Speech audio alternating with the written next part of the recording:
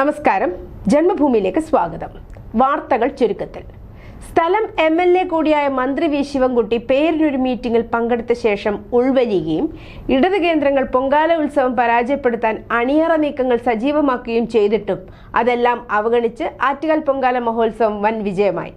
പൊങ്കാല ഉത്സവം അലങ്കോലമാക്കാൻ വിവിധ സർക്കാർ ഡിപ്പാർട്ട്മെന്റുകൾ നടത്തിയ ആസൂത്രിത നീക്കങ്ങൾക്ക് തടയിട്ട് തിരുവനന്തപുരം കോർപ്പറേഷൻ ഭരണസമിതി. ക്ഷേത്രത്തിനു ചുറ്റുമുള്ള വാർഡുകളിൽ കുടിവെള്ളം മുട്ടിച്ചും പൊങ്കാല ഉത്സവത്തിൽ നിന്ന് വിട്ടുനിൽക്കുമെന്ന് ഇടത് അനുഭാവമുള്ള ഡോക്ടർമാരെ കൊണ്ട് പ്രസ്താവനകൾ ഇറക്കിയും പരമാവധി ശ്രമിച്ചിട്ടും അവയെല്ലാം നിഷ്പ്രഭമാക്കാൻ തിരുവനന്തപുരം കോർപ്പറേഷൻ ഭരണസമിതിക്കായി. CPM-ന്റെ മൗനാനുവാദത്തോടെ അനധികൃത പാർക്കിംഗ് പിരിവുൾപ്പെടെ വർഷങ്ങളായി നടത്തിയിരുന്ന തട്ടിപ്പുകൾ പുറത്തു കൊണ്ടുവരാനും തടയാനും മേയർ VV രാജേഷ് മുൻകൈയെടുത്തു. സ്മാർട്ട് പ്രീപെയ്ഡ് മീറ്റർ വരുമ്പോൾ വാടകയും ഡെപ്പോസിറ്റും 5 ഇരട്ടി വർദ്ധിപ്പിക്കണമെന്നാവശ്യപ്പെട്ട് KSEB സംസ്ഥാന വൈദ്യുതി റെഗുലേറ്ററി കമ്മീഷന് അപേക്ഷ നൽകി.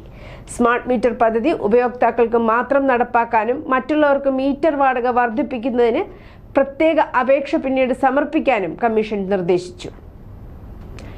ഇറീഡിയത്തിന്റെ പേരിൽ കോടികൾ ലാഭം വാഗ്ദാനം ചെയ്തുള്ള തട്ടിപ്പിൽ കോട്ടയത്ത് മാത്രം ഇരയായത് 200-ലേറെ പേർ. ഇവരിൽ നിന്ന് 200 കോടിയിലേറെ രൂപയാണ് പ്രതികൾ തട്ടിയെടുത്തത്. വിദേശത്തു നിന്ന് തിരിച്ചെത്തി സമൂഹ സേവനത്തിന്റെ ഭാഗമായി കോട്ടയം മെഡിക്കൽ കോളേജ് ആശുപത്രിയിൽ നടത്തുന്ന പൊതിച്ചോർ വിതരണം ചെയ്യുമ്പോഴാണ് കോട്ടയം സ്വദേശിനിയെ തട്ടിപ്പ് സംഘത്തിലെ കൊല്ലം സ്വദേശിയെ പരിചയപ്പെടുന്നത്. ഇയാളാണ് തട്ടിപ്പുകാരുടെ പ്രധാന ഇടനിലക്കാരനായ ഹരിപ്പാട് സ്വദേശിയുമായും അടുപ്പിച്ചത്. കോട്ടയം സ്വദേശിനിക്ക് നഷ്ടമായത് 50 ലക്ഷത്തിലേറെ രൂപയാണ്. ഇറീഡിയം വ്യവസായത്തിൽ റോയൽ ബാങ്ക് ഓഫ് കാനഡയിൽ നിന്ന് രാജമാണിക്യം എന്നയാളുടെ പേരിൽ ക്രെഡിറ്റ് ചെയ്തിട്ടുള്ള 90,000 കോടി രൂപ ഉടമയ്ക്ക് നൽകാൻ തീരുമാനമായെന്ന റിസർവ് ബാങ്ക് ഓഫ് ഇന്ത്യയുടെ ലെറ്റർ പാഡിലുള്ള കത്ത് തെളിവായി കാണിച്ചാണ് സംഘം തട്ടിപ്പിനുള്ള ഇരകളെ പിടിച്ചിരുന്നത്. 2014 മുതൽ 2021 വരെയുള്ള തുകയാണിതെന്ന് റിസർവ് ബാങ്ക് ഗവർണറുടെ ഒപ്പും സീലും പതിപ്പിച്ച വ്യാജ കത്തിൽ ഉണ്ട്. സുൽത്താൻ ബത്തേരിയിൽ കൃഷിയിടത്തിലിറങ്ങിയ കാട്ടാനെ തുരത്താൻ പോയ ആളെ മരിച്ച നിലയിൽ കണ്ടെത്തി. വടക്കനാട് സ്വദേശി രാജീവിനെയാണ് മരിച്ച നിലയിൽ കണ്ടെത്തിയത്. കാട്ടാനയുടെ ആക്രമണമെന്നാണ് സംശയിക്കുന്നത്. രാത്രി കൃഷിയിടത്തിൽ ആന ഇറങ്ങിയതറിഞ്ഞ് തുരത്താൻ പോയതായിരുന്നു രാജീവ്. ഏറെ നേരം കഴിഞ്ഞിട്ടും തിരികെ എത്താത്തതിനെ തുടർന്ന് നാട്ടുകാരും ബന്ധുക്കളും നടത്തിയ തിരച്ചിലിൽ അബോധാവസ്ഥയിൽ നിലത്ത് കിടക്കുന്ന രാജീവിനെ കണ്ടെത്തുകയായിരുന്നു. ഉടൻ തന്നെ ആശുപത്രിയിൽ എത്തിച്ചെങ്കിലും ജീവൻ രക്ഷിക്കാനായില്ല. അതേസമയം രാജീവിന്റെ ശരീരത്തിൽ മാരകമായി പരിക്കുകളില്ലെന്നാണ് പ്രാഥമിക വിവരം. എന്നാൽ വീണുകിടന്ന സ്ഥലത്ത് തൊട്ടടുത്തായി ആനയുടെ കാൽപ്പാടുകൾ കണ്ടെത്തിയിട്ടുണ്ട്. പോസ്റ്റ്മോർട്ടം പരിശോധനയിലൂടെ മാത്രമേ കൃത്യമായ മരണകാരണം വ്യക്തമാകൂ. നിയമസഭാ തെരഞ്ഞെടുപ്പിനുള്ള BJP-NDAയുടെ തെരഞ്ഞെടുപ്പ് പ്രചാരണം ക്യാമ്പയിന് തുടക്കമായി. മാറ്റം തുടങ്ങാം എന്ന തലവാചകത്തോടെ സമൂഹ മാധ്യമങ്ങളിലും പൊതുയിടങ്ങളിലും BJP പ്രചാരണം ആരംഭിച്ചു. ശബരിമലയിലെ സ്വർണ്ണക്കൊള്ളയും 10 വർഷത്തെ ഇടതുഭരണത്തിന്റെ പരാജയങ്ങളും 140 നിയോജക മണ്ഡലങ്ങളിലെയും MLA-മാരുടെ വീഴ്ചകളും BJP-യും NDA-യും തെരഞ്ഞെടുപ്പ് പ്രചാരണത്തിന് ഉപയോഗിക്കും.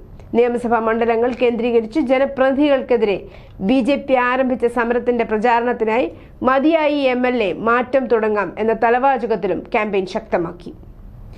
കൈക്കൂലി കേസിൽ അറസ്റ്റിലായ മോട്ടോർ വെഹിക്കിൾ ഇൻസ്പെക്ടർക്ക് ജയിലിന് പുറത്ത് സ്വീകരണം. ചേർത്തലയിൽ വെച്ച് 2500 രൂപ കൈക്കൂലി വാങ്ങുന്നതിനിടെ വിജിലൻസ് അറസ്റ്റ് ചെയ്ത മോട്ടോർ വെഹിക്കിൾ ഇൻസ്പെക്ടർ KG ബിജുവിനെയാണ് ഡ്രൈവിംഗ് സ്കൂൾ ഉടമകളും ജീവനക്കാരും ചേർന്ന് കോട്ടയം ജില്ലാ ജയിലിന് പുറത്ത് സ്വീകരിച്ചത്. റിമാൻഡ് കാലാവധി കഴിഞ്ഞ് പുറത്തിറങ്ങിയപ്പോഴാണ് സ്വീകരണം നൽകിയത്.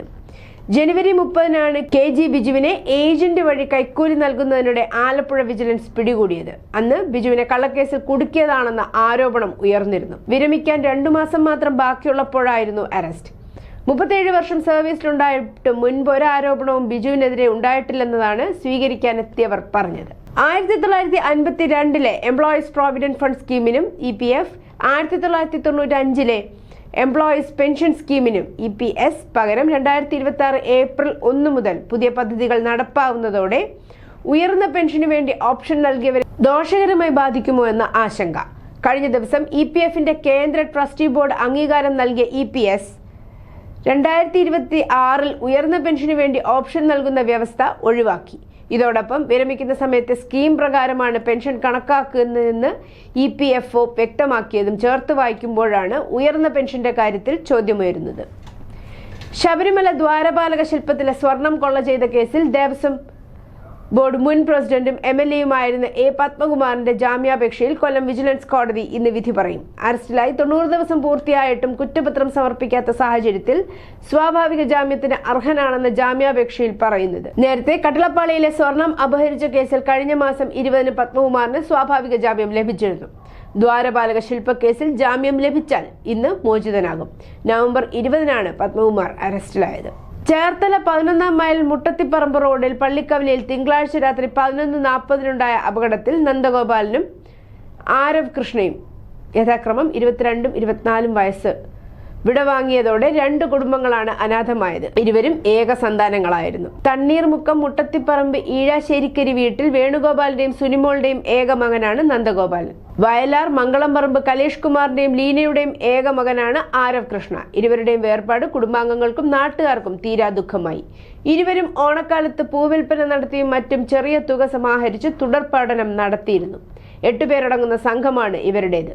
ക്ഷേത്രങ്ങളിലെ പുഷ്പാലങ്കാര പ്രവർത്തനങ്ങളും ഏറ്റെടുത്ത് നടത്തിയിരുന്നു. ചേർത്തല തെക്കുള്ള ഒരു ക്ഷേത്രത്തിൽ പുഷ്പാലങ്കാരം നടത്തിയ ശേഷമാണ് നന്ദഗോപാലനും ആരവ് കൃഷ്ണയും ഇന്നലെ മുട്ടത്തിപ്പറമ്പിലെത്തിയത്. ഇതിനുശേഷം ഇരുവരും ആരവിന്റെ വയലാറിലെ വീട്ടിലേക്ക് പോകുമ്പോഴായിരുന്നു അപകടം. US, ഇസ്രായേൽ, ഇറാൻ യുദ്ധ പശ്ചാത്തലത്തിൽ സംസ്ഥാനത്തെ തോട്ടം മേഖലയിൽ ആശങ്ക. തേയില, കാപ്പി, ഏലം കയറ്റുമതിയെ ബാധിക്കും. റബ്ബറിന്റെ അന്താരാഷ്ട്ര വിലയിലുണ്ടാവുന്ന വ്യതിയാനം ആഭ്യന്തര വിപണിയിലും നിഴലിക്കും. ഹോർമുസ് കടലിടുക്ക് വഴിയുള്ള തേയില വ്യാപാരത്തെയാകും പ്രശ്നം കൂടുതൽ ബാധിക്കുക. രാജ്യത്ത് നിന്നുള്ള തേയില കയറ്റുമതിയുടെ 40 മുതൽ 50% വരെ മധ്യകിഴക്കൻ ഏഷ്യൻ രാജ്യങ്ങളിലേക്കാണ് പോകുന്നത്. 2025-ൽ ഇറാഖിലേക്ക് 52.59 ദശലക്ഷം കിലോഗ്രാം കയറ്റി അയച്ചിരുന്നു.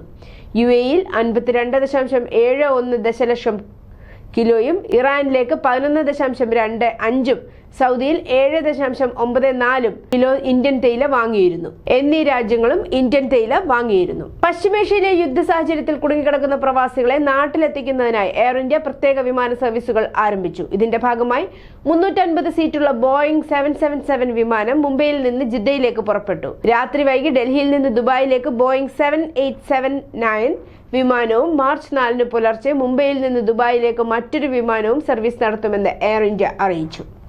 ഗൾഫ് രാജ്യങ്ങളിൽ നിന്നുള്ള ഇന്ത്യക്കാരുടെ മടക്കയാത്ര സുഗമമാക്കുന്നതിനായി കൂടുതൽ വലിയ വിമാനങ്ങളാണ് എയർ ഇന്ത്യ ഇപ്പോൾ സജ്ജമാക്കിയിരിക്കുന്നത്. പശ്ചിമേഷ്യയിലെ യുദ്ധ സാഹചര്യത്തിൽ ഇന്ത്യക്ക് ഇന്ധന സഹായം വാഗ്ദാനം ചെയ്ത റഷ്യ. പശ്ചിമേഷ്യയിലെ യുദ്ധ സാഹചര്യങ്ങൾ ഇന്ധന വിതരണത്തിൽ തടസ്സമുണ്ടായാൽ ഇന്ത്യയെ സഹായിക്കാൻ റഷ്യ തയ്യാറാണെന്ന് റിപ്പോർട്ട് ചെയ്യുന്നു.